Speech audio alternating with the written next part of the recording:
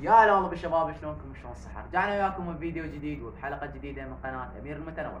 طبعا بفيديو اليوم راح أشرح لكم عن شلون ترتب التكية.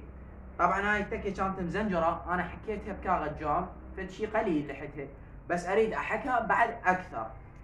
فراح هسه شني قبل لا أشتغل بيها راح أحطها بالنار، يلا أشتغل يقوم الصبغ، يقوم الزنجار القديم. يلا تعالوا ويانا. طبعا هسه راح اخليها بالتنور، التنور افضل على مود ناره قويه ويقوم الزنجار والصبغ بصوره صحيحه. هسه راح نغطيها، راح اشغل ما شاء الله.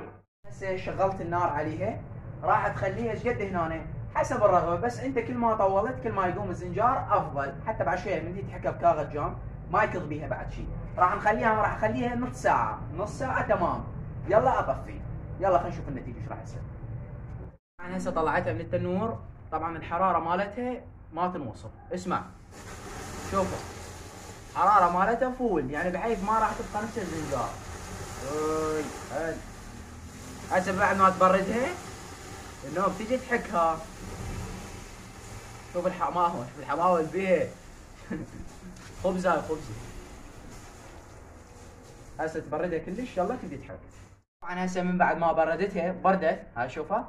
هسه كاغذ جام 60 يسمونه 60، هو بدرجات، تحكها على كيفك ما عندك شيء.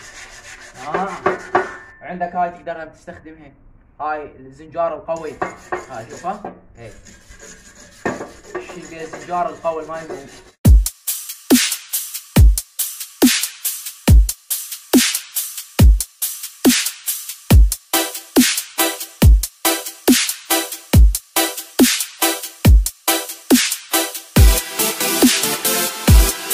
كملنا عمليتها، راح انه شو تسوي؟ لازم تنشفها، يلا تصبغ، يعني بيها نسبه من الماي، ما يصير تصبغ وبيها ماي.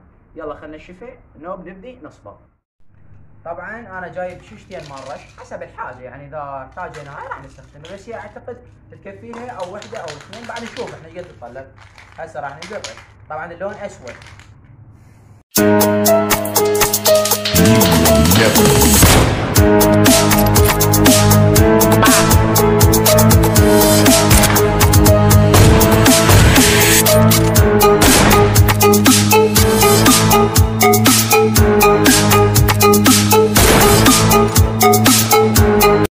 طبعا شباب هذا الشكل النهائي صار للتكية. هسه بس نجيب ونشتها. طبعا انا ما راح اطلع لكم شلون راح اشتها، بس هي كلها راح صاحبها راح يجي ياخذها ويشتها قبل على الدراجه.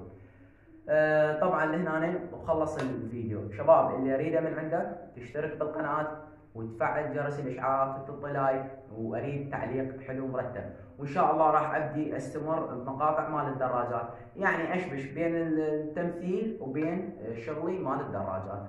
يلا باي باي، نلتقيكم بمقطع جديد.